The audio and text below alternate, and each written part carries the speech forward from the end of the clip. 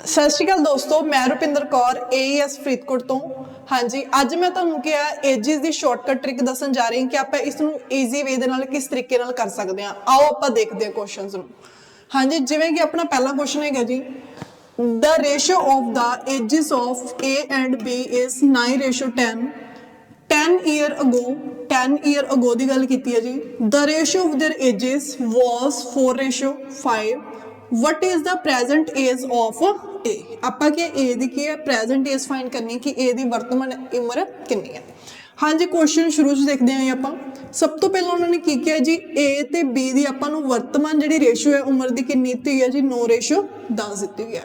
हुण देखो जी, वर्तमान दे विच अपने कोल किहड़ा ईयर चल रहा 2023, तो 2023 की रेशो कितनी गिवन है 9:10। उस तो बाद कह रहे जी अपने को 10 साल पहला। हुण देखो 10 साल पहला की गल की है ना अपने को, तो 10 साल पहला किहड़ा साल सीगा। अगर पहला की गल की है तो आप 23 दे विचों 10 साल की करांगे, माइनस करांगे, तो 2023 विचों 10 घटाई कितने आ गई 2013। तो 2013 की रेशो अपनी कितनी गिवन है जी, 4:5। क्लीयर है जी। जो क्वेश्चन गिवन से मैं वो लिखता जी। हम देखो आप देखते हैं शॉर्ट ट्रिक देना किवें करांगे। सब तो पहले तुसीं करनी रेशो का की लैना, अंतर लैना, डिफरेंस लैना। तो 9 दे विचों 4 माइनस कितना कितना आ गया जी 5। 10 दे विचों 5 माइनस कितना कितना आ गया जी 5। हम देखो अपने अकॉर्डिंग कितनी रेशो का डिफरेंस आ रहा है, 5 रेशो का आ रहा है। इन्हों के अकॉर्डिंग कितने ईयर का डिफरेंस आ रहा है जी, 10 ईयर का आ रहा है। 5 इज इक्वल टू कितनी हो गई जी 10 ईयर। हुण देखो आप फाइंड किंदी करनी है, आप प्रेजेंट एज फाइंड करनी है ए दी। तो हुण देखो जे ए दी फाइंड करनी है तो देखो ध्यान नाल ए कोल प्रेजेंट दे विच कितनी रेशो गिवन है 9। तो 9 इज इक्वल टू, क्योंकि आप ए दी फाइंड करनी है, तो 9 is equal to question mark cross multiply कर दो जी। क्रॉस मल्टीप्लाई दे विच जिहड़ियां दो रकमां होंदियां मल्टीप्लाई दे विच होणगियां, जिहड़ी कल्ली रकम होंदी है वो क्या आएगी बटे दे विच। हुण इहनूं कि आपां सेम टेबल ते की करांगे जी, कैंसल कर दो। 5 एकम 5, 5 दूनी 10, तो 9 दूनी 18। तो अपने कोल ए दी वर्तमान उम्र कितने साल आ चुकी है जी, 18 साल। हाँ जी, क्लीयर है जी। नैक्सट क्वेश्चन चलते हैं जी आप। नैक्सट क्वेश्चन है अपना, the present age of A and B are in the ratio of 6:5। After 9 years the ratio of their ages will be 9:8। what is the difference in their ages now। हुण देखो अपने कोल की question दे विच कोई ए दी जां be the उम्र नहीं पूछी गई, अपने कोल की पूछा गया इन्हां दी उम्रां दा अंतर पूछा गया। तो आओ आपां देखदे हां कि आपां अंतर किस तरीके नाल फाइंड आउट करांगे। देखो जी, सब तो पहला ए ते बी दी गल कर रहे हैं। ए ते बी दी प्रेजेंट दे विच किहड़ा ईयर चल रहा 2023। तो 2023 की रेशो कितनी दी है जी आपको 6:5।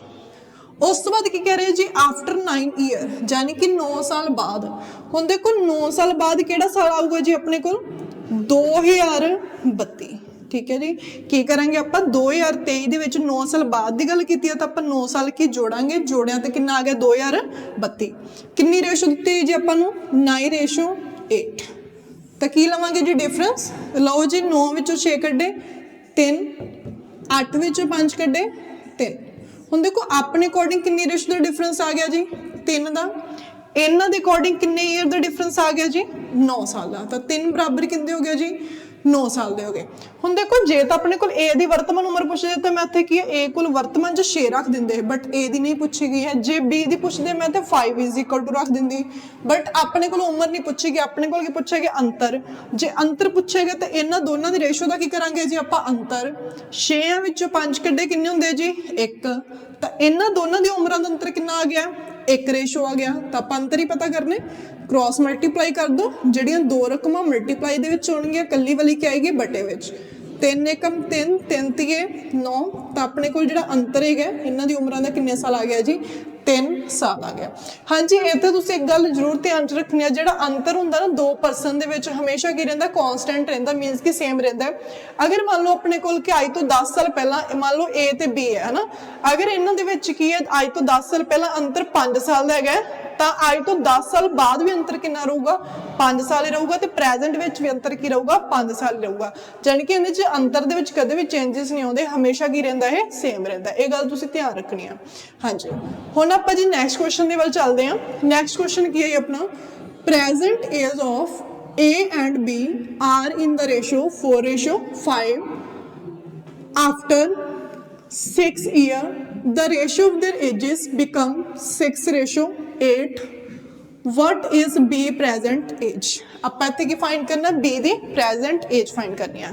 देखो जी क्वेश्चन सब तो पहले उन्होंने की किया जी, A ਤੇ B ਦੀ ਗੱਲ कर रहे हैं जी अपने को प्रेजेंट ਦੀ। प्रेजेंट ਕਿਹੜਾ ਸਾਲ ਚੱਲ ਰਿਹਾ 2023। ਕਿੰਨੀ ਰੇਸ਼ੋ ਦਿੱਤੀ ਹੋਈ ਆਪਾਂ ਨੂੰ 4:5 ਦਿੱਤੀ ਹੋਈ ਹੈ ਜੀ। ਉਸ ਤੋਂ ਬਾਅਦ ਕੀ ਕਹਿੰਦੇ ਆ 6 ਸਾਲ ਬਾਅਦ। 6 ਸਾਲ ਬਾਅਦ ਕਿਹੜਾ ਸਾਲ ਆਏਗਾ ਜੀ, ਜੇ ਬਾਅਦ ਦੀ ਗੱਲ ਹੈ 2023 ਦੇ ਵਿੱਚ 6 ਸਾਲ ਕੀ ਕਰਾਂਗੇ ਆਪਾਂ ਐਡ ਕੀਤਾ, ਕਿੰਨਾ ਆ ਗਿਆ 2029 ਆ ਗਿਆ। ਰੇਸ਼ੋ ਕਿੰਨੀ ਦਿੱਤੀ ਜੀ ਆਪਣੇ ਕੋਲ 6:8। ਹਾਂਜੀ ਹੁਣ ਨੈਕਸਟ ਕੀ ਕਰਾਂਗੇ ਜੀ ਆਪਾਂ ਡਿਫਰੈਂਸ ਲਵਾਂਗੇ। ਡਿਫਰੈਂਸ ਲਓ 6 ਦੇ ਵਿੱਚੋਂ 4 ਮਾਈਨਸ ਕੀਤਾ 2, 8 ਦੇ ਵਿੱਚੋਂ 5 ਮਾਈਨਸ ਕੀਤਾ ਕਿੰਨਾ ਆ ਗਿਆ 3।